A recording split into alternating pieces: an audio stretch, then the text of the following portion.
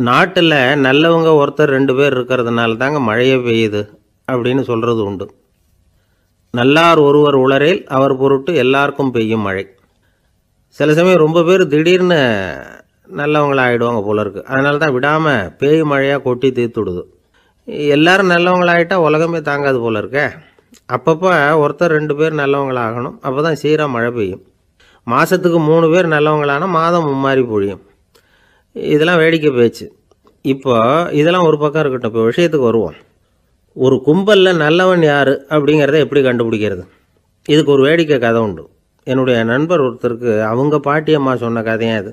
அது என்ன கதைன்னா, ஒரு ஊரில் ஒரு சமயம் பலமான மழை பெய்ய ஆரம்பிச்சுட்டு தான். இடி மின்னல் ரொம்ப கடுமையாக இருந்திருக்குது.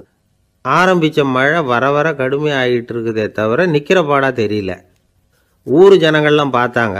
இதுக்கு மேலேயும் வீட்டுக்குள்ளே இருந்தால் ஆபத்துங்கிறத புரிஞ்சுக்கிட்டாங்க. ஏன்னா வீடெல்லாம் இடிஞ்சி விழுந்துருமோங்கிற பயம். உடனே எல்லாரும் புறப்பட்டு ஊருக்கு பொதுவாக இருந்த ஒரு மண்டபத்தில் போய் தங்கிக்கிட்டாங்க. மின்னல் கடுமையாக இருந்தது. இடி எந்த நேரத்துலையும் விழலாம்ங்கிற நிலைமை. எப்போ விழலாம்னு பார்த்துக்கிட்டு இருக்குது. அந்த மண்டபத்தில் இருந்த ஜனங்கள் மனசுக்குள்ளே ஒரு பயம். நம்ம கூட்டத்தில் யாராவது ஒரு கெட்டவன் பாவம் பண்ணவன் இருந்தால் கூட இடி இந்த மண்டபத்தில் விழுந்துரும். அது எல்லாருக்கும் ஆபத்து அப்படின்னு நினச்சாங்க. சரி, இதுக்கு என்ன பண்ணலாம் அப்படின்னு யோசனை பண்ணாங்க. அந்த கூட்டத்தில் ஒரு பெரியவர் இருந்தார். அவர் ஒரு யோசனை சொன்னார். இதை பாருங்கள், அதுக்கு ஒரு வழி இருக்குது. அதோ எதிர்த்தாப்புல கொஞ்சம் தூரத்தில் ஒரு உயரமாக மரம் ஒன்று இருக்குது பாருங்கள். பொதுவாக இடி சுலபமாக விழறது அது மாதிரி உயரமான மரத்தில் தான். நம்ம கூட்டத்தில் இருக்கிறவங்க எல்லாரும் ஒவ்வொருத்தராக போய் அந்த மரத்தை தொட்டு விட்டு திரும்பி வந்துடணும்.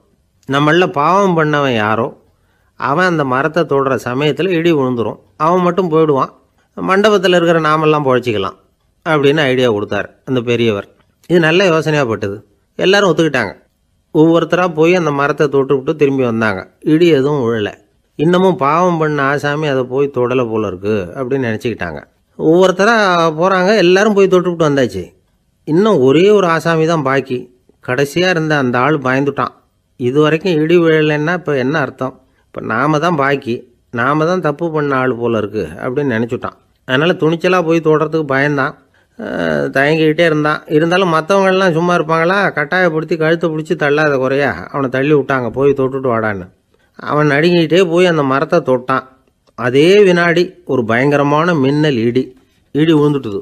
எங்கே விழுந்தது தெரியுமா? அந்த ஆள் மேலே இல்லை, மண்டபத்தில் விழுந்தது. மண்டபத்தில் இருந்தவங்க பூரா காலி. அந்த ஒரு ஆள் மட்டும் பொழைச்சிக்கிட்டான். இந்த ஒரு ஆளை காப்பாற்றுறதுக்காக தான் இடி மண்டபத்தில் விழாமல் இருந்திருக்குது. இதுதான் கதை.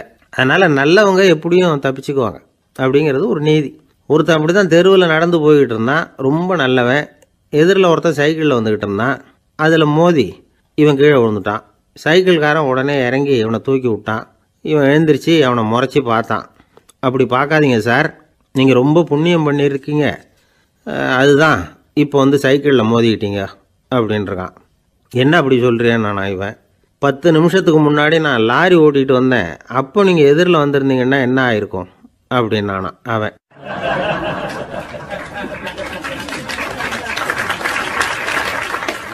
ஒரு பெரிய அரசன் இந்த உலகம் பூராவையும் ஆண்டுக்கிட்டு இருந்தான். ரொம்ப காலம் அப்படி அரசாட்சி பண்ணிக்கிட்டு இருந்தான். திடீர்னு அவனுக்கும் சில எதிரிகள் முளைச்சாங்க. அவங்கெல்லாம் ஒன்று சேர்ந்து இவனை தோற்கடிச்சுட்டாங்க. தோற்று போனதும் இவனுக்கு பயம் வந்துட்டுது. எங்கே எதிரிகள் நம்ம கொண்டுடுவாங்களோ அப்படின்னு. வெளியில் வந்தால் தனக்கு ஆபத்துன்னு பயந்துக்கிட்டு யாருக்கும் தெரியாமல் ஒரு குகைக்குள்ளே போய் பதுங்கி கிடக்கிறான். நிலைமையை பாருங்கள். முதல் நாள் அரண்மனையில் அதிகாரம் பண்ணிக்கிட்டு இருந்தவன் மறுநாள் குகையில் பயந்து போய் பதுங்கி கிடக்கிறான். ராத்திரி நேரம் வந்தது. பசி வயத்தை கிள்ளுது.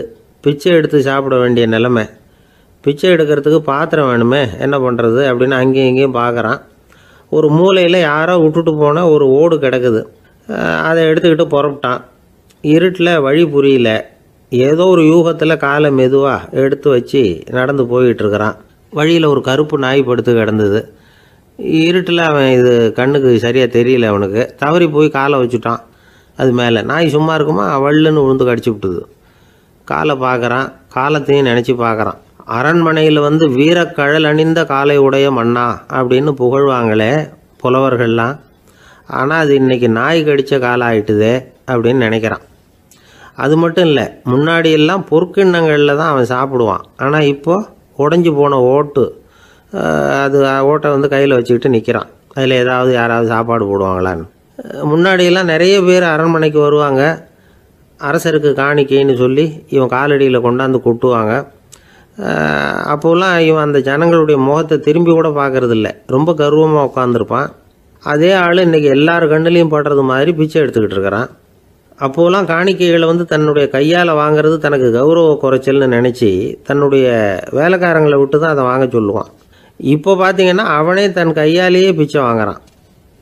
நினச்சி பாருங்கள், அந்த மனுஷன் நாள் அரசன், மறுநாள் பிச்சைக்காரன். எவ்வளோ வித்தியாசம்! செல்வம் தான் இப்படி ஒரு வித்தியாசம் ஏற்படுறதுக்கு காரணம். அப்படிப்பட்ட செல்வம் வாழ்க்கையை நடத்துறதுக்கு நமக்கு தேவை தான். ஆனால் அதையே நாம் அடைய வேண்டிய பயனாக நினைக்கிறோம் பாருங்கள், அதுதான் வேடிக்கை. இதை வந்து நம்மாழ்வார் அழகாக ஒரு பாசுரத்தில் சொல்கிறார். ஒரு நாயகமாய் ஓட உலகுடன் ஆண்டவர், கருணாய் கவர்ந்த காலர், சிதைகிய பானையர், பெருநாடு காண இம்மையிலே பிச்சைதாம் கொள்வர், திருநாரணன் தாழ் காலம் பெற சிந்தித்து உய்மினோ அப்படிங்கிறார் நம்மாழ்வார். ஒரு பெரிய பணக்காரர் ஒரு துறவிகிட்ட போய், சாமி என்கிட்ட நிறைய பணம் இருக்குது, இருந்தாலும் நிம்மதி இல்லை, என்னால் நிம்மதியாக இருக்க முடியல, என்ன காரணம்னு கேட்டாராம். உடனே அந்த துறவி இதுக்கு நேரடியாக பதில் சொல்லாமல் பக்கத்தில் நின்றுக்கிட்டு இருந்த ஒரு குழந்தைய கூப்பிட்டார். அது ஓடியாந்தது. ஒரு ஆப்பிள் பழத்தை எடுத்து அது கையில் கொடுத்தார். அதை வாங்கிக்கிட்டு குழந்தை சிரிச்சுது. இன்னொரு பழத்தை எடுத்து கொடுத்தார். அதை இன்னொரு கையில் வாங்கிட்டு சிரிச்சுது. மூணாவது ஆப்பிள் எடுத்து கொடுத்தார். 2 பழத்தையும் நெஞ்சில் அணைச்சிக்கிட்டு 3ஆவது பழத்தையும் வாங்கிறதுக்கு முயற்சி பண்ணிச்சு. ஆனால் அது உடனே நழுவி கீழே விழுந்து உருண்டு ஓடிச்சு. ஏற்கனவே இருந்ததும் விழுந்துட்டுது. இப்போ அந்த குழந்தை அழ ஆரம்பிச்சுட்டுது. இப்போ அந்த துறவி பணக்காரர்கிட்ட சொன்னாராம், குழந்தைய கவனிச்சியா, 2 ஆப்பிள் போதும்னு அது நினச்சிருந்தா இப்போ அது அழ வேண்டிய அவசியம் வந்திருக்குமா அப்படின்னாராம். எதுவுமே அளவுக்கு மிஞ்சினா துன்பந்தான். இந்த காலத்தில் இதெல்லாம் யார் காதில் வாங்குறாங்க? ஒருத்தனை நல்ல வழிக்கு கொண்டு வரணும்னு நினச்சி அவனை கூப்பிட்டு உட்கார வச்சு இந்த கதையை சொல்லிகிட்டு இருந்தாங்க. சொல்லிவிட்டு அந்த குழந்தை செஞ்சது தப்பு தானே அப்படின்னு கேட்டிருக்கிறாங்க. ஆமாம், தப்பு தான், நானாக இருந்தால் அப்படி செஞ்சுருக்க மாட்டேன் நானா இவன். 2 பழமே போதும்னு சொல்லியிருப்பியா அப்படின்னு கேட்டிருக்காங்க. அப்படி இல்லைங்க, அவர் கொடுக்க கொடுக்க ஒவ்வொரு பழமாக வாங்கி பின்னாடி வச்சுட்டு மறுபடியும் கையை நீட்டுவேன் அப்படிங்கிறானா. இவெல்லாம் எந்த காலத்தில் திருந்துறது?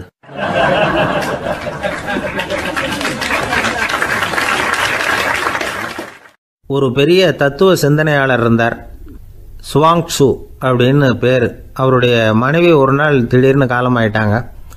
ஐயோ பாவம், அவர் ரொம்ப வருத்தப்படுவார், போய் ஆறுதலாக 4 வார்த்தை பேசிவிட்டு வரலாம் அப்படின்னு நினச்சிக்கிட்டு நிறைய பேர் அவரை தேடிட்டு வந்தாங்களாம். வந்தவங்களுக்கு ஆச்சரியம், ஏன்னா இவர் வருத்தப்பட்டுக்கிட்டு இருப்பார் அப்படின்னு தானே எதிர்பார்த்தாங்க. அப்படி இல்லை, தாளம் போட்டுக்கிட்டு உட்காந்துருக்கிறார். தாளத்துக்கு தகுந்த மாதிரி பாட்டு வேறு பாடிக்கிட்டு இருக்கிறார். என்ன மனுஷன் அவர், கொஞ்சம் கூட கவலை இல்லாமல் இப்படி இருக்கிறாரு அப்படின்னு நினச்சாங்க. ஒருத்தர் துணிஞ்சு அவர்கிட்ட கேட்டுவிட்டார், என்னங்க இது இப்படி அப்படின்னு. அதுக்கு அவர் என்ன சொன்னார் தெரியுமா? இதை பாருங்கள், என்னுடைய மனைவி பிறக்கிறதுக்கு முன்னாடி அவளுக்கு உயிரும் கிடையாது, உடலும் கிடையாது. அதுக்கு பிறகு தான் உயிர் வந்தது, உடல் வந்தது, அந்த உருவம் வந்தது.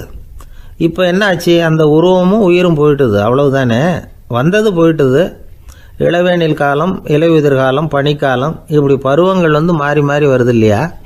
அது மாதிரி பிறப்பும் இறப்பும் மாறி மாறி வருது. இது இயற்கை. இதுக்காக அழுதா அது எப்படி அப்படின்னாராம். ஞான தெளிவு அடைஞ்சவங்களுக்கு எல்லாமே சுகம்தான். திருவள்ளுவரும் அதை தான் சொல்கிறார், உறங்குவது போலும் சாக்காடு, உறங்கி விழிப்பது போலும் பிறப்பு. தூங்கிறதுக்கெல்லாம் நாம் வருத்தப்பட்டுக்கிட்ட இருக்கிறோமா? இன்றைக்கி தூங்க வேண்டியிருக்குதே, இன்னும் கொஞ்சம் நேரத்தில் நான் தூங்க வேண்டியிருக்கு அப்படின்னு சொல்லி யாராவது அழுதுகிட்டு இருப்பாங்களா? அதனால் இந்த உலக வாழ்க்கையினுடைய இயல்பை வந்து யதார்த்தத்தை நாம் தெளிவாக புரிஞ்சுக்கணும். அப்படி புரிஞ்சுக்கிட்டால் நாம் கவலை இல்லாமல் வாழ முடியும்.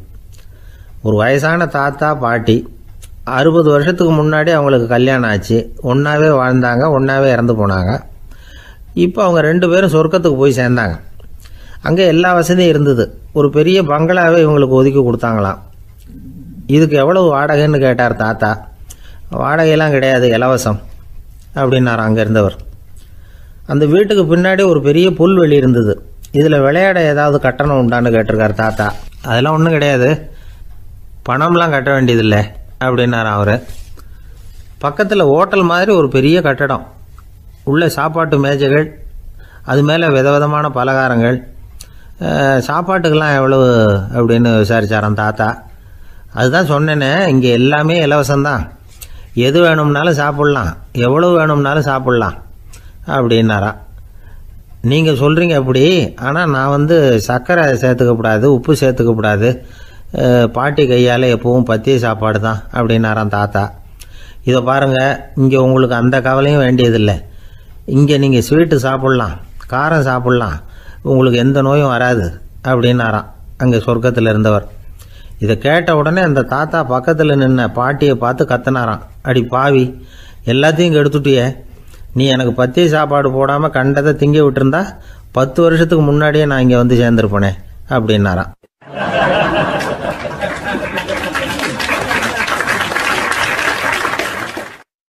ஒரு நாள் ஒரு 10-15 பள்ளிக்கூடத்து பிள்ளைங்க தேடிட்டு வந்தாங்க. உங்களை பார்த்துட்டு தான் போகணும், அதுக்காக தான் வந்திருக்கோம்னாங்க. என்ன விஷயம்னு கேட்டோம். நாங்கள்லாம் கூடி ஒரு முடிவு பண்ணியிருக்கிறோம், அதை உங்ககிட்ட சொல்லணும் அப்படின்னாங்க.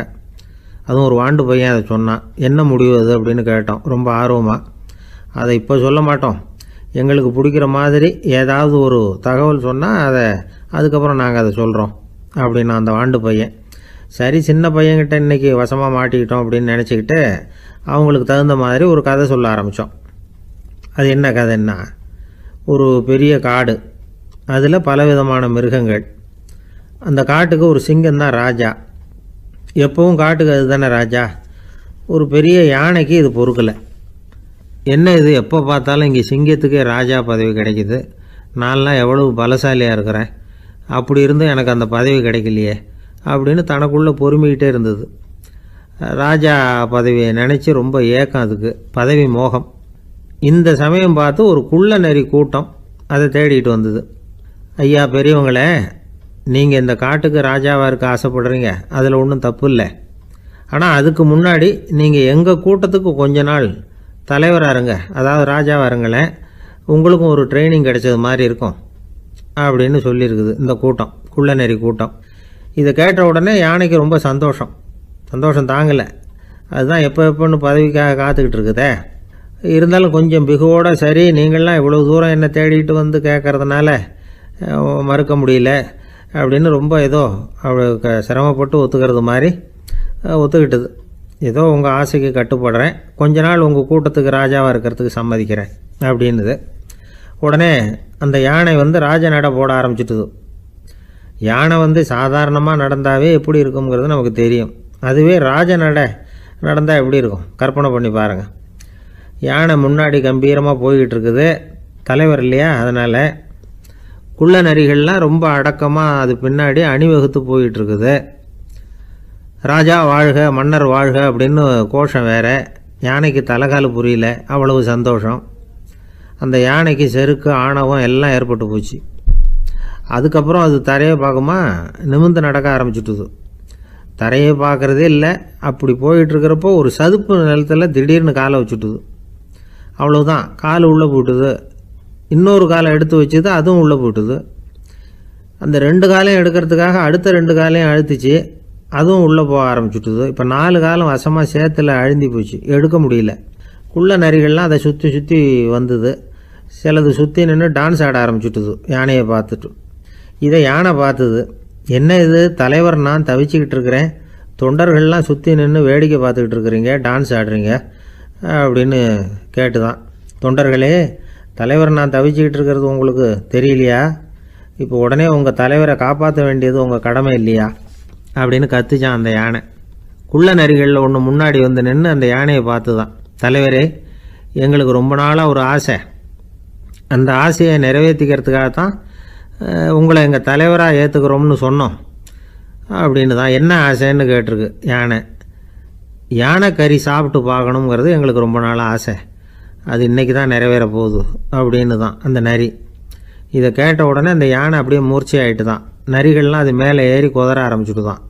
பதவி மேலே இருந்த பேராசை அந்த பலசாலியான யானையையே மாட்டி விட்டுட்டுது பார்த்தீங்களா அப்படின்னு சொல்லி முடித்தோம் இந்த கதையை அந்த சின்ன பிள்ளைங்கக்கிட்ட. சரிங்க, இப்போ நாங்கள் உங்களை தேடி வந்த விஷயம் என்னங்கிறத சொல்லவா அப்படின்னா ஒரு வாண்டு பையன். சீக்கிரம் சொல்லு தம்பி, சஸ்பென்ஸ் தாங்கலை அப்படின்னோம். அவன் மெதுவாக, எங்களை பார்த்து சொல்கிறான், எங்களுக்கு கொஞ்ச நாள் நீங்கள் தலைவராக இருந்தால் தேவையில்லை அப்படின்னா.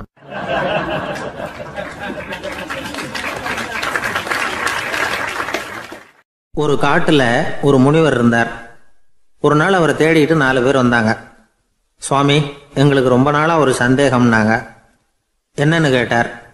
இந்த உலகத்தில் எவ்வளவோ காரியங்கள் நடக்குது, எது நியாயம் எது அநியாயம் அப்படின்னு புரிஞ்சிக்க முடியலன்னாங்க.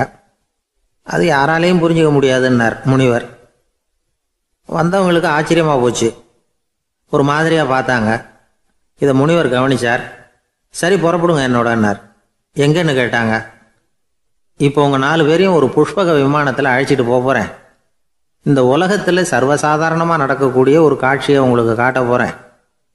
நீங்கள் பார்க்க போகிற அந்த காட்சி நியாயமா அநியாயமா அப்படிங்கிறத என்கிட்ட சொல்லணும்.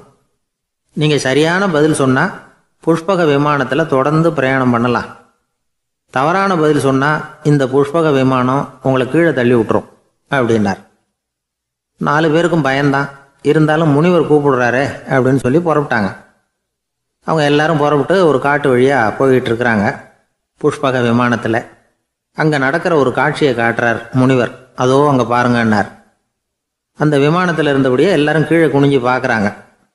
அங்கே ஒரு தாய் புலி அப்போ தான் குட்டி போட்டிருக்கு. குட்டிகளை ஈன்ற உடனே பசிக்கு இறை தேடி அந்த பக்கமாக வருது. அதே நேரம் ஒரு தாய் மான், அதுவும் அப்போ தான் குட்டி போட்டிருக்கு. அதுவும் இதே மாதிரி குட்டிகளை ஈன்ற உடனே பசிக்கு இறை தேடி அந்த பக்கமாக வருது. இப்போ அந்த புலி அந்த மானை அடித்து போட்டுவிடுது. அதுவும் சாப்பிடுது, குட்டிகளுக்கும் கொடுக்குது. இப்போ அந்த புலிக்குட்டிகள் முகத்தில் மகிழ்ச்சி, தாயை இழந்த அந்த மான் குட்டிகள் முகத்தில் துக்கம். இப்போ அந்த முனிவர் 4 பேர்கிட்டையும் கேட்குறார், நீங்கள் இங்கே பார்த்தீங்களே, இதில் எது நியாயம் எது அநியாயம்? ஒவ்வொருத்தராக சொல்லுங்கள். உங்கள் பதில் சரியில்லைன்னா இந்த விமானம் உங்களை கீழே தள்ளி விட்டுரும். சொல்லுங்கள் பார்க்கலாம்னார். முதல்ல ஒருத்தன் சொன்னான், அந்த புலி செஞ்சது சரிதாங்க. அது பசிக்கு அதுதான் ஆகாரம். தன்னுடைய பசிக்கு தானே இறை தேடிக்கிட்டுது. அதில் என்ன தப்பு?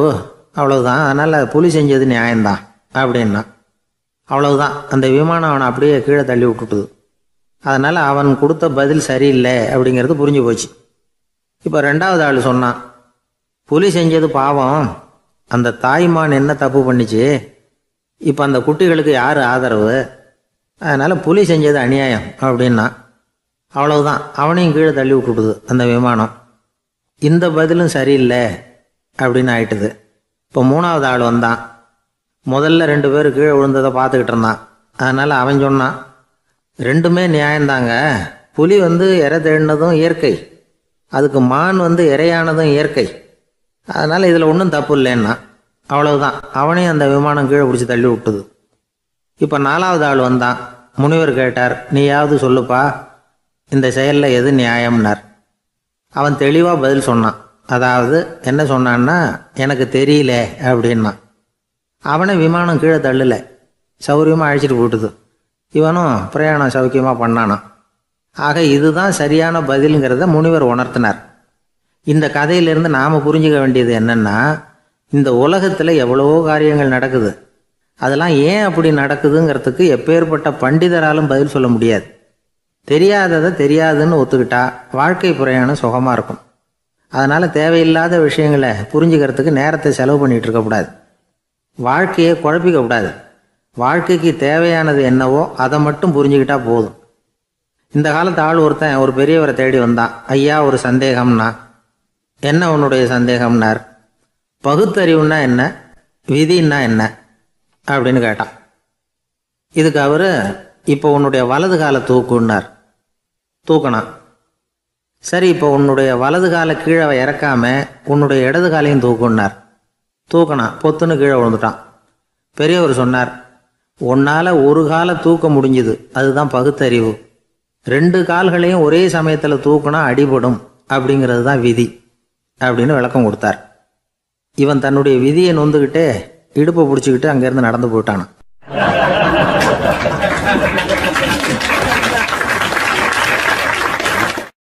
ஒரு ஊரில் ஒரு கோயில் இருந்தது. ரொம்ப பழைய கோயில். உள்ளே போகிறதுக்கே பயமாக இருக்கும். எந்த நேரத்தில் இடிஞ்சு விழுந்துருமோ அப்படிங்கிற பயம். அப்படி இருந்ததுனால யாரும் துணிஞ்சு சாமி கும்பிடுறதுக்கு அங்கே போகிறதில்ல. கோயிலுக்கு வர்ற கூட்டம் கொஞ்சம் கொஞ்சமாக குறைய ஆரம்பிச்சுட்டுது. கோயில் நிர்வாகிகள் எல்லாரும் கூடி உட்காந்து பேசினாங்க. என்ன பண்ணலாம்னு யோசனை பண்ணாங்க. எந்த இடம் மோசமாக இருக்கோ அந்த இடத்த பழுது பார்த்தாங்க. அங்கே இங்கே வர்ணத்தை பூசி கொஞ்சம் அழகுபடுத்தி பார்த்தாங்க. ஏதோ இந்த ஊரில் கோயில்னு ஒன்று இருக்குது, அது மக்களுக்கு தெரியணும் அப்படிங்கிறதுக்காகத்தான் இப்படிலாம் பண்ணாங்க. இருந்தாலும் கோவில் இருக்கிற நிலைமை மக்களுக்கு தெரியும். அதனால் அங்கே வர்றது குறைச்சிக்கிட்டாங்க அவங்க.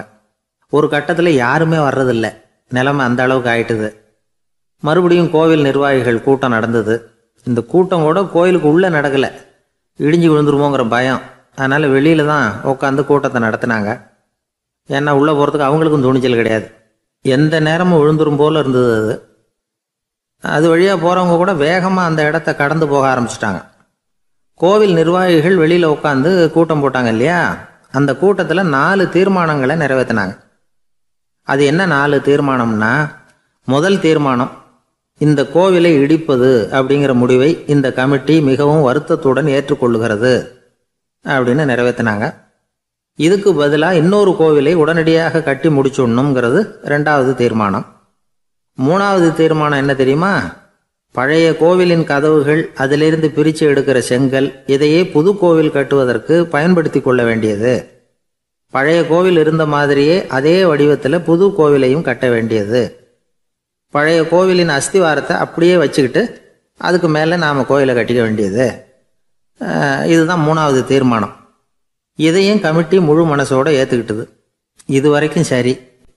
இப்போ அந்த கமிட்டி 4வதாக ஒரு முக்கியமான தீர்மானத்தை கொண்டுகிட்டு வந்து அதையும் ஏகமனதாக நிறைவேற்றி விட்டது. அது என்ன தீர்மானம்னா, புதிய கோவில் கட்டி முடிக்கிற வரைக்கும் பழைய கோவிலை இடிக்கிறதில்லை அப்படிங்கிற தீர்மானம். எப்படி இருக்குது பாருங்க இது.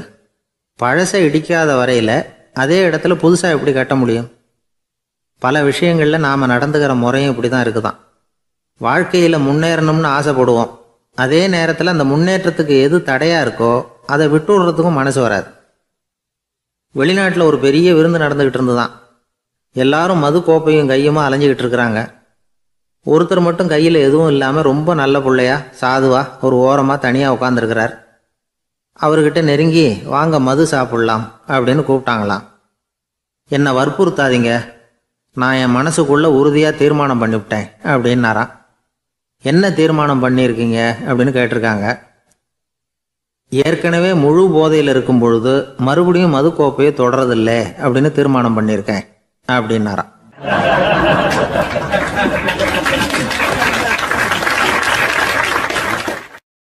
ஒரு ஊரில் ஒரு பெரியவர் இருந்தார். ஒரு நாள் அவரை தேடி ஒருத்தர் வந்தார். ஐயா, நான் கடவுளை பரிபூர்ணமாக நம்புகிறேன் அப்படின்னார். சரி, அந்த நம்பிக்கை உனக்கு எப்படி வந்ததுன்னு கேட்டார் இவர். அவர் சொல்ல ஆரம்பித்தார். ஐயா, எனக்கு கல்யாணம் ஆகி 10 வருஷம் ஆச்சு. ஆனாலும் குழந்தை பாக்கியம் இல்லை. அதுக்கு என்ன காரணமாக இருக்கும்னு நான் யோசனை பண்ணிகிட்டு இருந்தப்போ நண்பர் ஒருத்தர் ஒரு ஆலோசனை சொன்னார். உனக்கு மதப்பற்று இல்லை, எந்த கடவுளையுமே நம்ப மாட்டேங்கிற, அதுதான் காரணம். கடவுளை நம்பு, உனக்கு குழந்தை பாக்கியம் கிடைக்கும் அப்படின்னார். அவர் அப்படி சொன்னாரே தவிர எனக்கு சந்தேகம்தான். இருந்தாலும் அவர் சொன்னபடியும் நடந்து தான் பார்ப்போமே அப்படின்னு முடிவு பண்ணேன். கடவுளை நம்ப ஆரம்பித்தேன். அந்த வருஷமே அழகான ஆண் குழந்தை பிறந்தது. எல்லாம் இறைவன் அருள் அப்படின்னார். இவர் இப்படி சொன்னதை கேட்டதும் அந்த பெரியவர் சொன்னார், நீ சொல்கிறதெல்லாம் சரிதான். இருந்தாலும் இந்த காலத்தில் எந்த ஒரு காரியமாக இருந்தாலும் அதை சோதனை செஞ்சு பார்த்துட்டு தான் ஒரு முடிவுக்கு வந்து சேர முடியும். அறிவுபூர்வமான முடிவு அதுவாக தான் இருக்கும். அறிவியல் சோதனைகள் அப்படித்தான். ஒரு குறிப்பிட்ட விஷயத்தை பற்றி எத்தனை தடவை சோதனை பண்ணாலும் ஒரே முடிவு தான் கிடைக்கணும். அதுதான் சரியாக இருக்கும். அதனால் இப்போ மறுபடியும் ஒரு சோதனைன்னார். என்ன செய்யணும் அப்படின்னு கேட்டார் இவர். கடவுள்கிட்ட ஒரு பெண் குழந்தை வேணும்னு கேளு. முதல்ல ஆண் குழந்தையை கொடுத்தது மாதிரியே இப்போ ஒரு பெண் குழந்தையையும் கொடுக்குறாரா பார்க்கலாம் அப்படின்னார். சரின்னு சொல்லி இவர் அதே மாதிரி முயற்சி பண்ணினார். அதுக்கப்புறம் அவர் இந்த பெரியவர்கிட்ட வரவே இல்லை. கொஞ்ச காலம் கழித்து இவரே அவரை தேடிக்கிட்டு போய் கதவை தட்டினார். அவர் கதவை திறந்தார். என்ன ஆச்சு, கடவுள் கண் திறந்தாரா அப்படின்னு கேட்டார். அவர், அந்த சமாச்சாரம்லாம் நமக்கு வேணாம் சார். முதல் தடவை அது ஏதோ தற்செயலாக ஏற்பட்ட ஒரு சாதகம். இப்போ நீங்கள் 2வது தடவை சொன்ன பிறகு தினமும் கடவுளை வேண்டிக்கிட்டு தான் இருக்கிறேன், ஒன்றும் நடக்கலை அப்படின்னார் ரொம்ப விரக்தியாக. ஒரே ஒரு தோல்வியில் உங்கள் நம்பிக்கையெல்லாம் பறந்து போயிடுது பார்த்தீங்களா அப்படின்னார் அந்த பெரியவர். எல்லாம் நல்ல விதமாக நடக்கிற வரைக்கும் நம்பிக்கை, எதிர்பார்த்தது தோல்வியில் முடிஞ்சுட்டுதுன்னா அவநம்பிக்கை. மற்றவர்கள் பேரில் வைக்கிற நம்பிக்கை எந்த நேரத்திலையும் விவகாரமாகி விடக்கூடிய சாத்தியம் உண்டு. நாம் நம்பிக்கை வைக்க வேண்டியது நம்மக்கிட்ட தான், நமக்குள்ளே இருக்கிறார் கடவுள். எனவே நம்ம பேரில் நாம் வைக்கிற நம்பிக்கை தான் உண்மையான கடவுள் பக்தி. நிபந்தனையற்ற நம்பிக்கையாக அது இருக்கணும். எல்லாம் நல்லபடியாக நடந்துக்கிட்டு இருந்தால் எந்த முட்டாளுக்கும் நம்பிக்கை வரத்தான் செய்யும் அப்படிங்கிறது ஒரு பெரியவர் கருத்து. தியானத்தின் மூலமாக தான் உனக்குள்ள ஆழமாக தோண்டுனா உன்னுடைய அடி ஆழத்தில் நம்பிக்கை அப்படி ஊற்றெடுக்கும், அதை பார்க்க முடியும் அப்படிங்கிறது பெரியவர்கள் சிந்தனை. ஒரு குழந்தை அப்பாவை பார்த்து என்னப்பா பண்ணுறேன்னு கேட்டுதான். பிரார்த்தனை பண்ணிகிட்டு இருக்கிறேன்னாரான் அப்பா. பிரார்த்தனை பண்ணுனா என்ன கிடைக்கும் அப்படின்னு கேட்டுதான் குழந்தை. எல்லாம் கிடைக்கும் அப்படின்னாரான் அப்பா. நீ வச்சிருக்கிறிய பேனா அது கூட கிடைக்குமான்னு கேட்டுதான் குழந்தை. கிடைக்குமேன்னு இருக்கார். அப்படின்னா அந்த பேனாவை என்கிட்ட கொடுத்துரு, நீ பிரார்த்தனை பண்ணி வேற பேனா வாங்கிக்கோ அப்படின்னு தான் அந்த குழந்தை.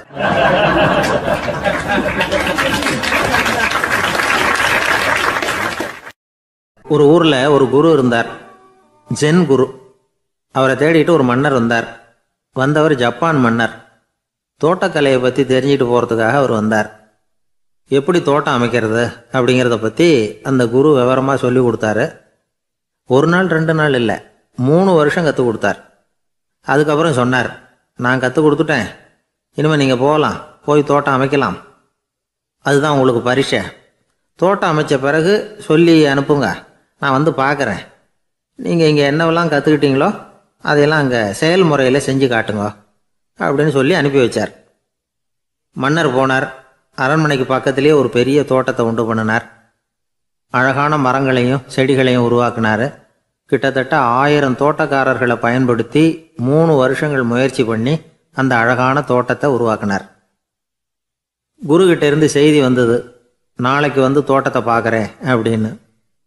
மன்னர் உடனே சுறுசுறுப்பாயிட்டார். முதல் நாளே தோட்டத்தை சுத்தப்படுத்தினார். ராத்திரி பூரா யாரும் தூங்கலை. எல்லாருக்கும் தோட்டத்தை ஒழுங்குபடுத்துகிற வேலை. அது அந்தந்த இடத்துல ஒழுங்காக இருக்குதா அப்படின்னு சரி பார்த்தாங்க. ஒரு தவறும் இல்லாத வகையில் அதை ஒழுங்குபடுத்தினாங்க. மறுநாள் குரு வந்தார், தோட்டத்தை பார்த்தார். அவருக்கு கோபம் வந்துட்டுது. மன்னருக்கு ஆச்சரியம், எப்பவும் சிரிச்சுக்கிட்டே இருக்கிறவர் இப்போ எப்படி இருக்கிறாரே அப்படின்னு. மெதுவாக குருக்கிட்ட போய் எல்லாம் சரியாக தானே இருக்குது அப்படின்னார். எல்லாம் சரிதான், ஆனாலும் எங்கே அந்த பொன்னிற காற்று அப்படின்னார். உதிர்ந்த இலைகள், பொன் மஞ்சள் நிற இலைகள் காற்றில் அப்படி புரண்டு ஓடுவதை நான் பார்க்க முடியவில்லையே அப்படின்னாராம். அது இல்லாமல் இந்த தோட்டம் உயிரோட்டம் உள்ளதாக இருக்காது, இதில் பாடல் இல்லை, ஆடல் இல்லை, அதெல்லாம் இல்லாமல் இந்த தோட்டம் ரொம்பவும் செயற்கையாக தெரியுதேன்னாராம். மன்னர் இப்போ தான் யோசனை பண்ணார். கீழே கிடந்த காஞ்சி போன இலைகள் மட்டும் இல்லை, மரத்தில் இருந்த காஞ்சி போன இலைகளையும் அப்புறப்படுத்தி சுத்தமாக வச்சிருக்கிறார். இறப்பும் வாழ்க்கையினுடைய ஒரு பகுதி தான். மரணம்ங்கிறது வாழ்க்கைக்கு எதிரானது அல்ல, அதை நிரப்பும் ஒரு பகுதி தான் அது. மரணம் இல்லையில் வாழ்க்கையே இல்லை அப்படிங்கிறது பெரியவங்க கருத்து. இப்போ அந்த தோட்டம் அழகாக தான் இருக்குது, இருந்தாலும் அது ஒரு ஓவியம் மாதிரி உயிர் இல்லாமல் இருக்கு. குரு ஒரு வாளியை கையில் எடுத்துக்கிட்டார். தோட்டத்தை விட்டு வெளியில் போனார். ஏற்கனவே வீசி எறிந்த அந்த சருகுகளை எல்லாம் அள்ளி கொண்டுகிட்டு வந்தார். உள்ள எல்லா இடங்கள்லையும் அதை வீசினார். உடனே காற்று அந்த காய்ந்த சருகுகளையும் பழுத்த இலைகளையும் அசைக்க ஆரம்பிச்சுட்டுது. இப்போ அங்கே சலசல சத்தம், சங்கீதம், இலைகளின் நடனம். ஓவியம் மாதிரி இருந்த அந்த தோட்டத்துக்கு இப்போ உயிர் வந்துட்டுது. இதுதான் அந்த பொன்னான காற்று அப்படின்னாராம் குரு. மன்னருக்கு புரிஞ்சுது. மிகப்பெரிய ஜென் கேள்வி ஒன்று உண்டு. உம்மான் அப்படிங்கிற ஒரு பெரிய குருவை பார்த்து துறவி ஒருத்தர் கேட்டாராம், இலைகள் எல்லாம் கீழே விழுந்து மரங்கள் மொட்டையாக இருக்கும் பொழுது என்ன நடக்கும்? இதுதான் கேள்வி. இதுக்கு உம்மான் சொன்ன பதில் பொன்னான காற்று, தி கோல்டன் விண்ட் அப்படின்னாராம். இதுக்கு என்ன விளக்கம்னா, உன்னுடைய எண்ணங்கள் எல்லாம் உன்னுடைய மனசிலிருந்து கீழே விழுந்து உனது உள்ளுணர்வானது மொட்டையாக நிற்கும் நிலைதான் அது. உனது வேர்களின் அருகில் காற்று வீசுகிறது. எல்லா எண்ணங்களும் உன்னிலிருந்து வெகு தூரத்துக்கு புரண்டு கொண்டே சென்று விடுகிறது. நீ அவற்றை கடந்து விட்டால் நீ அவைகளுக்கெல்லாம் மேலெழுந்து கீழே பார்ப்பவனைப் போல நிற்க ஆரம்பித்து விடுவாய். அதுதான் தியானம் என்பது அப்படின்னு சொல்றாங்க. தியானம்ங்கிறது எண்ணத்துக்கு எதிரானதில்லை. தியானம்ங்கிறது எண்ணங்களை கடந்து செல்வது தான். அதுக்கப்புறம் நாம் பொன்னிற காற்றில் ஆட ஆரம்பிச்சிருவோம். இதுதான் பெரியவர்கள் சொல்றது. என்கிட்ட ஒருத்தர் வந்து தோட்டம் அமைக்கணும்னு யோசனை கேட்டு வந்தார். எல்லாம் சொல்லி கொடுத்தேன். செடிகள்லாம் செழிப்பாக வளரணும்னா வேர் காயாமல் பார்த்துக்குங்கோ, தினமும் தண்ணி விடுங்கோ அப்படின்னு சொல்லி அனுப்பி வச்சேன். 1 மாதம் கழிச்சு அவர் தோட்டத்தை பார்க்கறதுக்காக போனேன். போய் பார்த்தா எல்லா செடியும் வாடி கிடக்குது. என்னங்க இப்படி பண்ணிவிட்டீங்கன்னு. நீங்கள் சொன்னபடி தான் செஞ்சேன்னார். என்ன செஞ்சீங்கன்னு கேட்டேன். வேர் காயாமல் பார்த்துக்க சொன்னீங்க, தினமும் ஒரு தடவை எல்லா செடியையும் ஒவ்வொன்றா பிடுங்கி பார்த்து வேர் காயாமல் இருக்கா அப்படின்னு பார்த்துட்டு அதுக்கப்புறம் தண்ணி பாய்ச்சனே, அவ்வளவுதான் அப்படின்னார்.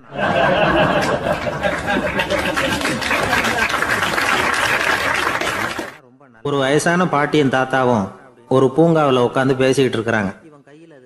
அவங்களுக்கு கல்யாணம் ஆகி 53 வருஷம் ஆச்சு. பிள்ளைங்கள்லாம் படித்து பெரிய பெரிய வேலையில் இருக்கிறாங்க. பேரன் பேத்திகளும் நல்ல நிலைமையில் இருக்கிறாங்க. இந்த தாத்தாவும் பாட்டியும் சிரித்து பேசிக்கிட்டு இருந்ததை ஒரு பெரியவர் பார்த்தார். அவருக்கு ஆச்சரியமாக இருந்தது. இந்த வயசுலேயும் இவ்வளவு அந்யோன்யமாக இவங்க பேசிக்கிட்டு இருக்கிறாங்களே அப்படின்னு நினச்சார். சரி, நேரிலேயே கேட்டுருவோமே அப்படின்னு நினச்சிக்கிட்டு கிட்ட போனார். உங்கள் மன வாழ்க்கையின் வெற்றிக்கான ரகசியம் என்ன அப்படின்னு கேட்டார். இதை கேட்டதும் அந்த தாத்தா சிரிச்சுக்கிட்டே பாட்டியை பார்த்தாராம்.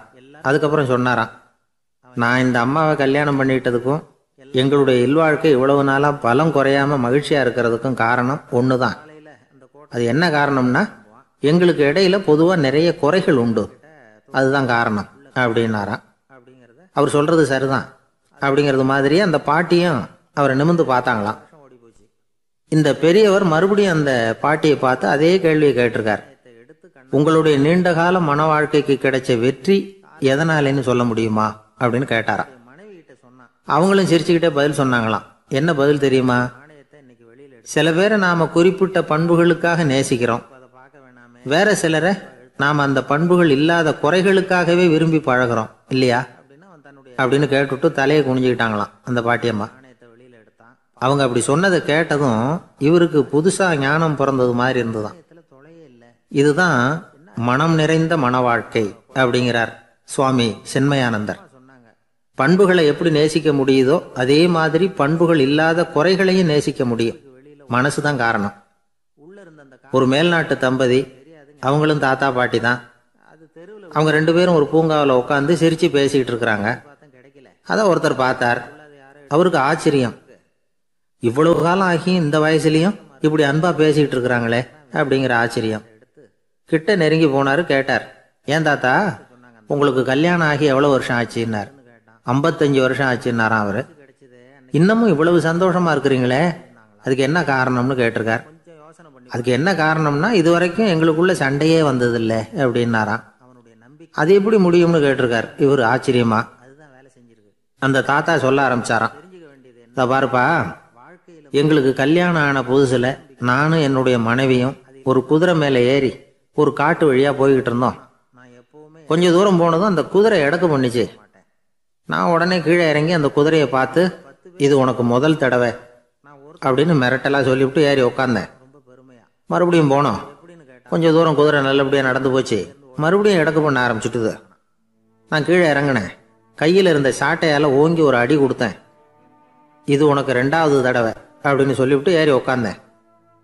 மறுபடியும் குதிரை கொஞ்சம் தூரம் நல்ல விதமாக நடந்து போச்சு. அப்புறமும் எடக்கு பண்ண ஆரம்பிச்சுட்டுது. அந்த சமயத்தில் ஒரு ஆற்று பாலத்தை கடந்து போய்கிட்டு இருக்கிறோம். நான் கீழே இறங்கினேன். என்னுடைய மனைவியையும் கீழே இறங்க சொன்னேன். அந்த குதிரையை பிடிச்சி அப்படியே ஆற்றுல தள்ளி விட்டுட்டேன். தள்ளி விட்டுட்டு, இது உனக்கு கடைசி தடவை அப்படின்னு சொன்னேன். அதை பார்த்ததும் என் மனைவி பதறி போயிட்டாங்க. போய், ஐயோ பாவம், என்ன இப்படி பண்ணிவிட்டீங்க, உங்களுக்கு மனசில் கொஞ்சம் கூட இறக்கமே இல்லையா அப்படின்னாங்க. நான் மெதுவாக இவங்க பக்கம் திரும்பி, இது உனக்கு முதல் தடவை அப்படின்னேன்.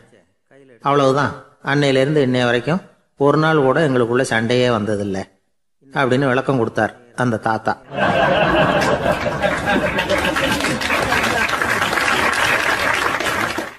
ஒரு ஆள் வேகமாக நடந்து போய்கிட்டு இருந்தான். அவன் வேகமாக நடக்கிறதுக்கு காரணம் வெயில் காலம், காலில் செருப்பு இல்லை, மணல் பாதை, அதுதான் வேகம். காலில் செருப்பும் இல்லாமல் கையில் குடையும் இல்லாமல் அந்த ஆள் வெயிலில் நடந்து போய்கிட்டு இருக்கிறான். அந்த சமயத்தில் இன்னொருத்தன் குதிரை மேலே ஏறி அந்த வழியாக வந்துக்கிட்டு இருக்கிறான். அவன் காலில் செருப்பும் இருந்தது, கையில் குடையும் இருந்தது. நடந்து போய்கிட்டு இருந்தவன் அந்த குதிரை ஆசாமியை பார்த்து கேட்டான், ஐயா, நீங்களும் குதிரை மேலே உட்காந்துக்கிட்டு போய்கிட்டு இருக்கிறீங்க. அப்படி இருக்கிறப்போ உங்களுக்கு அந்த செருப்பு என்னத்துக்கு? அதை எனக்கு கொடுத்து உதவலாமே அப்படின்னா. குதிரை மேலே உட்காந்துருந்தவன் யோசனை பண்ணி பார்த்தான். இவன் சொல்கிறது நியாயம்தானே அப்படின்னு சொல்லி தன்னுடைய செருப்பை கழட்டி அந்த வழிப்போக்கனுக்கு கொடுத்துட்டான். ரொம்ப நல்லதுங்க அப்படின்னு சொல்லி இவன் அதை வாங்கி காலில் மாட்டிக்கிட்டான். அதுக்கப்புறம் மறுபடியும் இவன் ஆரம்பித்தான். ஐயா, நீங்கள் குதிரையில் போகிறதுனால போக வேண்டிய இடத்துக்கு வேகமாக போய் சேர்ந்துருவீங்க. அதனால் உங்கள் கையில் அந்த குடை என்னத்துக்கு? நான் நடந்து போயிட்டுருக்கிறவன் ரொம்ப நேரம் நடக்க வேண்டியிருக்கும் இந்த வெயிலில். அதனால் அந்த குடையையும் எனக்கு கொடுங்களேன் அப்படின்னா. குதிரை வீரன் யோசனை பண்ணி பார்த்தான். இதுவும் நியாயம்தானே அப்படின்னு அவனுக்கு தோணுச்சு. உடனே இறக்கப்பட்டு தன் காலில் இருந்த செருப்பை கொடுத்தது மாதிரியே தன் கையில் இருந்த கொடையையும் இவங்கிட்ட கொடுத்துட்டான். அதுக்கப்புறம் அவன் நிம்மதியாக புறப்பட்டான். இப்போ மறுபடியும் கை தட்டி அவனை நிறுத்தினான். கீழே நின்றுட்டு இருந்தவன், என்னப்பா ஏன் என்ன நிறுத்தின? இன்னும் ஏதாவது வேணுமா உனக்கு அப்படின்னா குதிரையில் இருந்தவன்.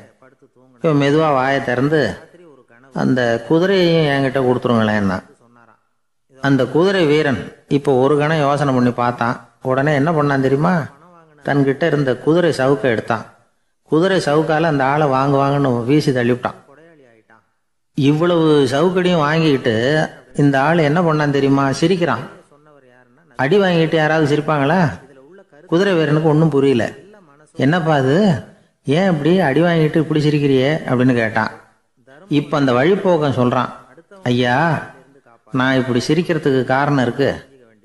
இப்படி குதிரை கேட்டு உங்ககிட்ட அடி வாங்கலேன்னு வச்சுக்கோங்க, என் உயிர் உள்ள வரைக்கும் மனசில் ஒரு தவிப்பு இருந்துக்கிட்டே இருக்கும். செருப்பையும் கொடையையும் கேட்ட உடனே கொடுத்தவன் குதிரையையும் கேட்டிருந்தா கொடுத்துருப்பானோ அப்படிங்கிற பேராசையில் ஏங்கிக்கிட்டே இருந்திருப்பேன். இப்போ உங்ககிட்ட அடி வாங்கின பிறகு என்னுடைய அந்த சந்தேகம் தீர்ந்து போச்சு.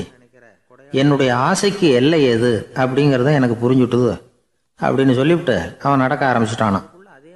ஆசைக்கும் எல்லை உண்டு அப்படிங்கிறத விளக்கறதுக்காக வாரியார் சுவாமிகள் சொல்கிற கதை இது. இந்த காலத்துலேயும் ஒருத்தன் அது மாதிரி கொடை செருப்போட குதிரையில் போய்கிட்டு இருந்தான். எதிரில் நடந்து வந்தவன், ஐயா உங்கள் கொடையை எனக்கு கொடுங்களேன்னு கேட்டான். உடனே அவன் குதிரையிலேருந்து கீழே குதிச்சு அவனை சாட்டையால் அடிக்க ஆரம்பிச்சிட்டான். இன்னொருத்தர் அந்த வழியாக வந்தவர் இதை பார்த்தார். ஏன்பா அவன் கேட்டான், உன்னால் முடியலன்னா இல்லைன்னு சொல்லிட வேண்டியது தானே, அதுக்காக ஏன் இப்படி அவனை போட்டு அடிக்கிறேன்னு கேட்டார். உங்களுக்கு விவரம் புரியாது சார், காலம் ரொம்ப கெட்டு போச்சு. கேட்டதை கொடுத்தேன்னு வச்சுக்கோங்க, இந்த குதிரையே என்னோடது, அவன் திருடிக்கிட்டு போகிறான் அப்படின்னு என் பேரில் புகார் கொடுக்க ஆரம்பிச்சிருவான் சார் அப்படின்னா. அது எப்படி அவ்வளவு உறுதியாக சொல்கிறேன்னு கேட்டார் அவர். ஏற்கனவே அது மாதிரி ஒருத்தன் பேரில் புகார் கொடுத்துட்டு தான் இந்த குதிரையை நான் தள்ளிட்டு வந்துகிட்டு இருக்கிறேன் அப்படின்னார்.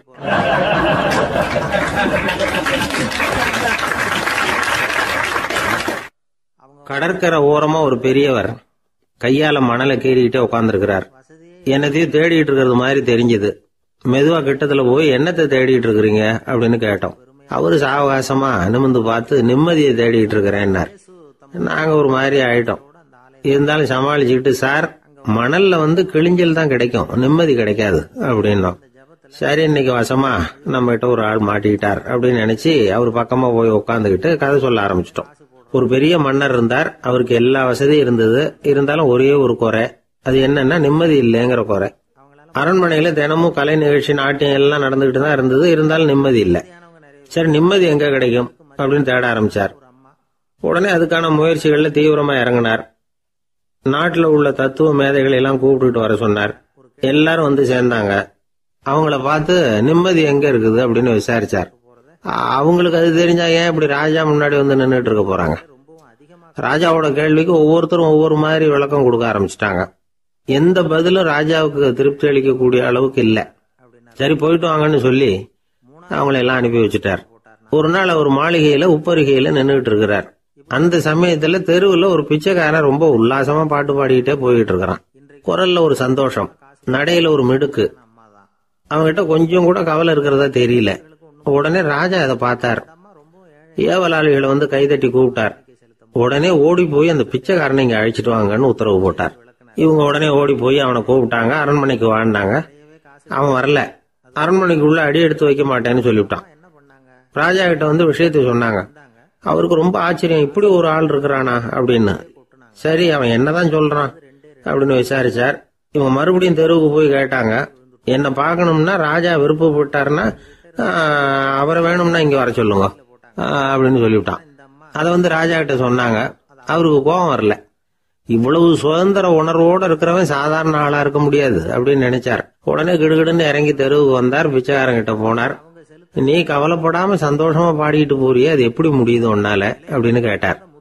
ஏன் அப்படி கேக்குறீங்கன்னு அவன், அதுக்கு இல்ல, எனக்கு அரண்மனையில எவ்வளவோ சுகபோகங்கள்லாம் இருக்கு, இருந்தாலும் நிம்மதி இல்ல. இது ஏன்னு எனக்கு தெரியல. இந்த தேசத்துல உள்ள அறிஞர்களை எல்லாம் கூப்பிட்டு கேட்டு பார்த்துட்டேன், அவங்களுக்கும் தெரியல. உன்னை கேட்டா தெரியும்னு நினைச்சேன், அதனாலதான் சந்திக்கிறதுக்கு ஆசைப்பட்டேன். ஆனா நீ வரமாட்டேன்னுட்டியே அப்படின்னார். பிச்சைக்காரன் கடகடன்னு சிரிக்க ஆரம்பிச்சுட்டான். மகிழ்ச்சிக்கும் உங்களுக்கும் தடையா இருக்கிறது இந்த மாளிகை தான். இதை விட்டுட்டு வெளியில வந்துட்டா நிம்மதி தேடிட்டு வந்துரும்னா. நான் அரசன், எனக்குன்னு கடமைகள் இருக்கு, அதையெல்லாம் விட்டுட்டு எப்படி வர முடியும்னார் ராஜா. ரெண்டும் ஒரே நேரத்துல கிடைக்கணுங்கிறது முடியாத காரியம். உங்க சுகபோகத்துக்கு விலையாதான் உங்க நிம்மதியை கொடுத்துக்கிட்டு இருக்கிறீங்க. என்ன பாருங்க, என்கிட்ட எதுவும் இல்ல, அதனால எதுவும் போயிடுமோங்கிற பயமும் இல்ல, நிம்மதியா இருக்கிறேன் அப்படின்னா அவன். ராஜா உடனே சந்தோஷப்பட்டு தன்னுடைய மேலங்கியை எடுத்து அவனுக்கு பரிசா கொடுத்தாராம். அவன் சிரிச்சுக்கிட்டே அதை வாங்க மாட்டேன்னு விட்டானான். இதை நீங்க எனக்கு கொடுக்கறதுனால எந்த பயனும் இல்ல, அதே நேரத்துல அதை வாங்கிக்கிட்டேன்னா அடுத்த வினாடியிலிருந்து அதை எப்படி காப்பாத்துறதுங்கிற கவலை எனக்கு சேர்ந்துடும். அப்புறம் தூக்கம் வராது, நிம்மதி போயிடும் அப்படின்னானா. சொல்லிவிட்டு அவன் பாட்டுக்கு சந்தோஷமா பாடிட்டே போயிட்டான். நிம்மதி எங்க இருக்குங்கிறதையும் ராஜா தெரிஞ்சுக்கிட்டார். அந்த இடத்துக்கு தன்னால போக முடியாதுங்கிறதையும் அவர் புரிஞ்சுக்கிட்டார். இப்படி இந்த கதைய அந்த கடற்கரையில மணலை கீறிக்கிட்டே உட்கார்ந்துருந்தார அந்த பெரியவர்கிட்ட சொல்லி முடிச்சோம். அவர் முகத்துல ஒரு தெளிவு தெரிஞ்சது. எங்களை நிமிர்ந்து பார்த்தார். ரொம்ப நன்றிங்க, இப்ப எனக்கு தெரிஞ்சு போச்சு, நிம்மதி வேணும்னா அதுக்கு என்ன பண்ணணும்னு இப்ப நல்லா புரிஞ்சுக்கிட்டேன் அப்படின்னார். என்ன புரிஞ்சுக்கிட்டீங்கன்னு கேட்டோம். இனிமே இந்த பக்கம் வந்தா உங்க கண்ணுல படாத இடமா பார்த்து உட்காரணும்னு புரிஞ்சுக்கிட்டேன் அப்படின்னார்.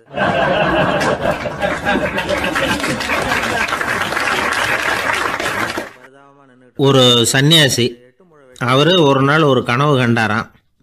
அந்த கனவுல அவர் சொர்க்கத்துக்கு போறார். அங்க ஒரு பெரிய திருவிழா நடந்துகிட்டு இருக்குது. எங்க பார்த்தாலும் அலங்கார வளைவுகள், வண்ணமயமான விளக்குகள், பாதைகள் பூரா மலர்கள், எல்லா கட்டடங்களும் ஒளிமயம். அவ்வளவு கோலாகலமா பிரம்மாண்டமா அந்த திருவிழா நடந்துகிட்டு இருக்குது. அது என்ன திருவிழாங்கிறது இந்த சன்னியாசிக்கு புரியல. அங்க எதிரில் வந்துகிட்டு இருந்த ஒருத்தரை நிறுத்தி, என்ன விசேஷம் இங்க அப்படின்னு விசாரிச்சாராம். உனக்கு தெரியாத விஷயம், இன்னைக்கு இறைவனுக்கு பிறந்த நாள், அதை தான் எல்லாரும் சேர்ந்து கொண்டாடுறோம். இதுக்காக பிரம்மாண்டமான ஊர்வலம் ஒன்று வரப்போகுது, இறைவனே அந்த ஊர்வலத்தில் கலந்துக்கிறார் அப்படின்னார் அவர். உடனே அந்த சன்னியாசி ஒரு மரத்து நிழல்ல ஒதுங்கி நின்றுக்கிட்டார். ஊர்வலம் வந்துகிட்டு இருக்குது. முதல்ல ஒரு குதிரை வந்துகிட்டு இருக்கு, அது மேல ஒருத்தர் உட்காந்துருக்கிறார். அவருக்கு பின்னாடி நிறைய பேர் கூட்டமா வந்துகிட்டு இருக்கிறாங்க. இவ்வளவு கூட்டம் இவர் பின்னாடி வருதே, யார் இவரு அப்படின்னு கேட்டார். ஒரு மதத்தின் பெயரை சொல்லி, இவர் அந்த மதத்தின் தலைவர், அவரை பின்பற்றுகிற மக்கள் கூட்டம் பின்னாடி வந்துகிட்டு இருக்குது அப்படின்னு விவரம் சொல்லியிருக்கிறாங்க. இவங்களுக்கு அடுத்தபடியா இன்னொரு குதிரையில ஒருத்தர் வந்துகிட்டு இருக்கிறார். அவருக்கு பின்னாடி ஏகப்பட்ட கூட்டம். இவர் யாருங்க அப்படின்னு கேட்டிருக்காரு சன்னியாசி. அங்க இருக்கிறவங்க விவரம் சொல்லியிருக்கிறாங்க. இன்னொரு மதத்தின் பெயரை சொல்லி, இவர் அந்த மதத்தினுடைய தலைவர், அவர் வழியை பின்பற்றுகிறவர்கள் அவர் பின்னாடி கூட்டமா வந்துகிட்டு இருக்கிறாங்க அப்படின்னு இருக்காங்க. இப்படி ஒவ்வொருத்தரா குதிரை மேல வந்துகிட்டே இருக்கிறாங்க. அவங்கள பின்பற்றியும் ஒவ்வொரு கூட்டம் வந்துகிட்டே இருக்குது. அந்த பெரிய ஊர்வலம் அது பாட்டுக்கு போயிட்டு இருக்குது. கடைசியா அது முடிஞ்சது ரொம்ப நேரம் கழிச்சு. அதுக்கப்புறம் கொஞ்ச நேரம் கழிச்சு ஒரு வயசான ஆள் குதிரை மேல வந்துகிட்டு இருக்கிறார். ஆனா அவருக்கு பின்னாடி யாருமே இல்லை. அவரு பரிதாபமா தனியா வந்துகிட்டு இருக்கிறார். அவர் அந்த ஊர்வலத்தை சேர்ந்தவரா இல்லையாங்கிறதே தெரியல. இவர் யாரு, இவர் ஏன் இப்படி தனியா வந்துகிட்டு இருக்கிறார் அப்படின்னு கேட்டிருக்காரு அந்த சன்னியாசி. என்னது இப்படி கேட்குறீங்க, இவர் தான் கடவுள், இவருக்காக தான் இன்னைக்கு இந்த ஊர்வலமே நடக்குது, இவருக்கு தான் இன்னைக்கு பிறந்த நாள், முன்னாடி போகிற ஊர்வலம் பூரா இவருடைய பிறந்த நாளை கொண்டாடுறதுக்காக தான் அப்படின்னு இருக்காங்க. இதை கேட்டதும் அந்த சன்னியாசிக்கு திடுக்குன்னு தூக்கி போட்டிருக்கு. இது வரைக்கும் கனவு கண்டுகிட்டு இருந்தவர் முடிச்சுக்கிட்டார். அதுக்கப்புறம் தான் யோசிச்சு பார்த்துருக்கார். உண்மைதான், மக்கள் எல்லாரும் பக்தி மார்க்கத்தில் போகிறதா நினச்சிக்கிட்டு பாதம் மாறி போயிட்டு இருக்கிறாங்க. கடவுளை பின்பற்றுவதாக நினைக்கிறாங்க பக்தர்கள். ஆனால் கடவுளுக்கு பின்னாடி யாருமே இல்லை. இன்னமும் இயல்பா இதை பற்றி யோசிச்சு பார்த்தா, உண்மைக்கு பின்னாடி தான் நான் போய்கிட்டு இருக்கேன் அப்படின்னு நிறைய பேர் சொல்கிறாங்க. ஆனால் அந்த உண்மை அனாதையாக போய்கிட்டு இருக்குது. அப்படி ஆயிட்டுது உலகம். இந்த காலத்துலேயும் ஒரு ஊர்வலம், ஒரு பெரிய மனுஷருக்கு பிறந்த நாள் விழா. அவர் குதிரை மேலே ஏறி முன்னாடி போயிட்டுருக்கிறார். அவருக்கு பின்னாடி ஒரு 100 பேர் தொண்டர்கள். அவங்க பாட்டுக்கு போகிறாங்க. எல்லாம் பணம் கொடுத்து ஏற்பாடு பண்ணவங்க. எல்லாம் பணம் வாங்கிட்டு பின்னாடி போயிட்டுருக்குறாங்க. கொஞ்சம் தூரம் நடந்ததும் கால் வலிக்க ஆரம்பிச்சுட்டுது. ஒவ்வொருத்தரும் அப்படியே ஒதுங்க ஆரம்பிச்சிட்டாங்க. அதான் முன்னாடியே பணம் கிடச்சிட்டுதே, இனிமேல் ஒதுங்கினா என்னன்னு ஒதுங்கிட்டாங்க. ஒரு கட்டத்தில் குதிரையில் போகிறவர் தற்செயலாக திரும்பி பார்க்குறாரு. பின்னாடி யாருமே இல்லை. எல்லாரும் ஓடி போயிட்டாங்க. ஒரே ஒரு ஆள் மட்டும் ரொம்ப விசுவாசமாக பின்னாடி நடந்து வந்துக்கிட்டு இருந்தான். ஏன்ப்பா நீ மட்டும் வந்துக்கிட்டு இருக்கிறியே, நீ வீட்டுக்கு போகலையான்னு கேட்டிருக்காரு அவர். நீங்கள் அந்த குதிரையையும் அதுக்குள்ள வாடகை பணத்தையும் கொடுத்துட்டீங்கன்னா நானும் போயிடுவேன் அப்படின்னு நானும் இந்த ஆள்.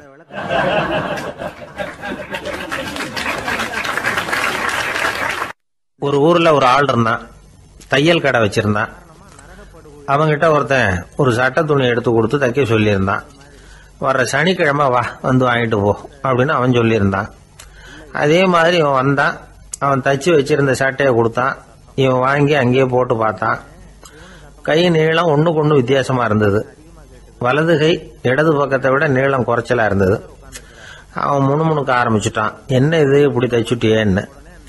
இதுக்கு அவன் சொன்னான், ஐயையோ இதுக்காகவா சங்கடப்படுறீங்க, வலது கையை மட்டும் கொஞ்சம் உள்ள இழுத்தாப்புல வச்சுக்கிட்டீங்கன்னா சரியா போகுது. மற்றபடி அந்த சட்டையில் உள்ள கலை அம்சத்தை கவனிங்க, எவ்வளவு அற்புதமாக தைச்சிருக்கேன் பாருங்க. ஒரு சின்ன குறைய இப்படிலாம் பொருட்படுத்த வேண்டியதில்லை. நான் சொன்னது மாதிரி கையை கொஞ்சம் உள்ள இழுத்தது மாதிரி வச்சுக்கிட்டு நடந்து போங்க, ஜோரா இருக்கும் அப்படின்னா. அவனும் யோசிச்சு பார்த்தான். சரியான யோசனையாக தான் தோணுச்சு. கொஞ்சம் முயற்சி பண்ணி வலது கையை கொஞ்சம் உள்ள இழுத்து சட்டை சரியா இருக்கிறது மாதிரி பண்ணிக்கிட்டான். இப்போ மறுபடியும் ஒரு பிரச்சனை. வலது கையை உள்ள இழுத்த மாதிரி அப்படியே வச்சுக்கிட்டதும் முதுகு பக்கம் கொஞ்சம் துணி தளர்த்தியா தொங்குறது மாதிரி தெரிஞ்சது. என்ன இது, முதுகு பக்கம் துணி குவிஞ்சுட்டுதே, தொங்குதே அப்படின்னா மறுபடியும், அடடா இதுக்காகவா கவலைப்படுறீங்க, உடம்ப அதுக்கு தகுந்த மாதிரி கொஞ்சம் வளைச்சிக்கிட்டா சரியா போடுது. இதுக்காக அந்த அழகான தையலை பிரித்து அதில் உள்ள கலை அம்சத்தை கெடுக்கிறதுக்கு என் மனசு இடம் தரல. எவ்வளவுக்கு தளர்த்தியா இருக்கோ அவ்வளவுக்கு கொஞ்சம் உடம்ப வளைச்சி அப்படி குனிஞ்சது மாதிரி போங்க போதும் அப்படின்னா. அதுவும் நல்ல யோசனையாக தான் பட்டுது இவனுக்கு. சரின்னு சொல்லிவிட்டு புறப்பட்டான்.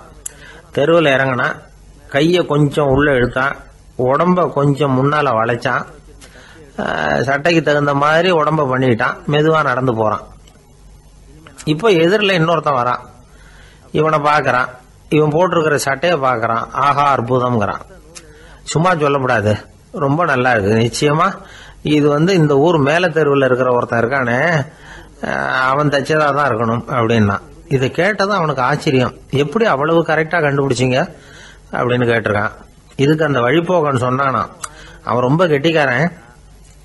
உங்களை மாதிரி உடம்பும் கையும் வளைஞ்சு போன ஒரு ஆசாமிக்கு அவனை தவிர வேற யாராலேயும் இவ்வளவு பொருத்தமான ஒரு சட்டையை தைக்க முடியாது அப்படின்னானா. பாருங்க, அவனுக்காக இவன் அனுசரிக்க போய் இவனோட நிலைமை எப்படி ஆயிடுது பாருங்க. இதே மாதிரி தான் சில சடங்குகளும் சம்பிரதாயங்களும் நம்மளை கோமாளி ஆக்கி விட்டுரும். எதுவா இருந்தாலும் அதுல அறிவுபூர்வமான அணுகுமுறை அவசியம். ஒரு நர்ஸ் அவசரமா ஓடி டாக்டர் கிட்ட சொல்லிச்சான், டாக்டர் ஒரு தப்பு நடந்து போச்சு, 10ஆம் நம்பர் பெட்ல இருக்கிற பேஷண்ட்டுக்கு காலில் ஆபரேஷன் பண்றதுக்கு பதிலாக கையில் ஆபரேஷன் பண்ணி விட்டீங்க. கை ஆபரேஷன் பண்ணிக்க வேண்டிய ஆள் 7ஆம் நம்பர் பெட்ல இருக்கார் அப்படின்னு தான். அதுக்கு ஒரு பதட்டப்படாம சொன்னாராம், பரவாயில்ல இவரை தூக்கி 7ஆம் நம்பர் பெட்ல போட்டுரு அப்படின்னாராம்.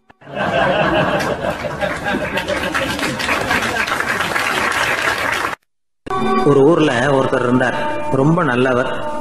யாருக்காவது ஏதாவது கொடுத்துக்கிட்டே இருப்பார், கொடையாளி. தினமும் யாராவது ஒருத்தருக்கு ஏதாவது கொடுக்கலன்னா அவருக்கு தூக்கம் வராது, அப்படி ஒரு பழக்கம். அது மட்டும் இல்லை, அவர் கொடுக்கறது அடுத்தவங்களுக்கு தெரியாது, அவ்வளவு ரகசியமா அதை கொடுப்பார். வலது கை கொடுக்கறது இடது கைக்கு தெரியக்கூடாதுன்னு சொல்லுவாங்கல்ல, அது மாதிரி அவர். ஒரு நாள் ராத்திரி அவர் ஏற்கனவே தயாராக கட்டி வச்சிருந்த பணம் முடிச்ச கையில் எடுத்துக்கிட்டு வீட்டை விட்டு வெளியில வந்தார். தெருவில் இறங்கி நடந்தார். இன்னைக்கு யாருக்கு தர்மம் செய்யறது அப்படின்னு யோசனை பண்ணிட்டு இருட்டில் நடந்து வந்துகிட்டு இருக்கிறார். யாரோ ஒருத்தர் எதிரில் வர்றது மாதிரி தெரிஞ்சுது. உடனே அவர் கிட்ட போனார். தன்கிட்ட இருந்த பணம் முடிச்சு அவசரமா அவர் கையில திணிச்சுட்டு திரும்பி வந்துட்டார். அப்பாடா, ஒரு வழியாக யாருக்கும் தெரியாமல் இன்னைக்கு தர்மம் பண்ணியாச்சு அப்படிங்கிற மகிழ்ச்சி, மன நிறைவு அவர் முகத்தில். நிம்மதியாக தூங்கினார். அப்புறம் எழுந்திரிச்சார். மறுநாள் காலையில் ஊர் பூரா ஒரே பேச்சு. என்ன பேச்சுன்னா, நேற்று ராத்திரி ஒரு திருடன் கையில் யாரோ பணத்தை கொடுத்துட்டு போயிருக்கிறாங்க அப்படின்னு எல்லாரும் பேசிக்கிட்டு இருக்கிறாங்க. இதை கேள்விப்பட்டதும் அந்த பெரியவருக்கு ரொம்ப வருத்தமாக போச்சு. அடடா, போயும் ஒரு திருடனுக்காக உதவி பண்ணியிருக்கிறோம், பிரயோஜனம் இல்லாமல் போட்டுதே அப்படின்னு நினைச்சார். சரி, இன்னைக்கும் யாருக்காவது உதவி பண்ணணும் அப்படின்னு முடிவு பண்ணினார். ராத்திரி நேரம் வந்தது. இவர் வழக்கம் போல தெருவில் இறங்கி நடந்தார். கையில் பணம் முடிச்சு. எதிரில் ஒரு பெண் உருவம் மங்கலா தெரிஞ்சது. இவர் உடனே அந்த பெண்கிட்ட பணத்தை கொடுத்துட்டு திருப்தியாக திரும்பி வந்துட்டார். மறுநாள் காலையில் ஊர் பூரா என்ன பேசிக்கிட்டாங்க தெரியுமா? நேற்று ராத்திரி நெறி தவறி நடக்கிற ஒரு பெண்ணின் கையில் யாரோ பணத்தை வச்சுட்டு போயிருக்கிறாங்க அப்படின்னு எல்லாரும் பேசிக்கிறாங்க. அடடா, இன்னைக்கும் தவறுதலாக நடந்து போச்சு அப்படின்னு ஒரு வருத்தப்பட்டார். இருக்கட்டும், இன்னைக்கும் ஏதாவது தர்மம் பண்ணுவோம் அப்படின்னு நினச்சிக்கிட்டாரு. 3வது நாள் ராத்திரியும் புறப்பட்டார். இப்பவும் எதிரில் ஒருத்தர் வந்தார். இவர் பணத்தை கொடுத்தார், திரும்பி வந்துட்டார். மறுநாள் மக்கள் என்ன பேசிக்கிட்டாங்கன்னா, நேற்று ராத்திரி ஒரு செல்வந்தர் கையில் யாரோ பணத்தை கொடுத்துட்டு போயிருக்கிறாங்க அப்படின்னு பேசிக்கிட்டாங்களாம். அவருக்கு ரொம்ப வருத்தமாக போட்டுது. என்ன இது, தினம் இப்படி ஆகிக்கிட்டு இருக்குதே அப்படின்னு நினச்சிக்கிட்டே படுத்து தூங்கினார். அன்னைக்கு ராத்திரி ஒரு கனவு. அந்த கனவுல இறைவன் வந்து சொன்னாராம், இதோ பாருப்பா, நீ கொடுத்த தர்மம் வீணா போயிடல. உன்கிட்ட பணம் வாங்கின அந்த திருடன் திருந்திட்டான், அந்த பொண்ணும் திருந்திட்டா, அந்த செல்வந்தனும் கொடையாளி ஆயிட்டான், எல்லாருக்கும் உதவி பண்ண ஆரம்பிச்சுட்டான் அப்படின்னு சொன்னாராம். இந்த கதையை சொன்னவர் யாருன்னா நபிகள் நாயகம். இதுல உள்ள கருத்து என்னன்னா, நல்ல மனசோட தர்மம் பண்ணுனா அது வீணா போறதில்லை. இன்னொரு கருத்து, தர்மம் தன்னை மட்டுமல்ல அடுத்தவங்களையும் தீமையிலிருந்து காப்பாற்றும். இதுதான் நாம புரிஞ்சுக்க வேண்டியது.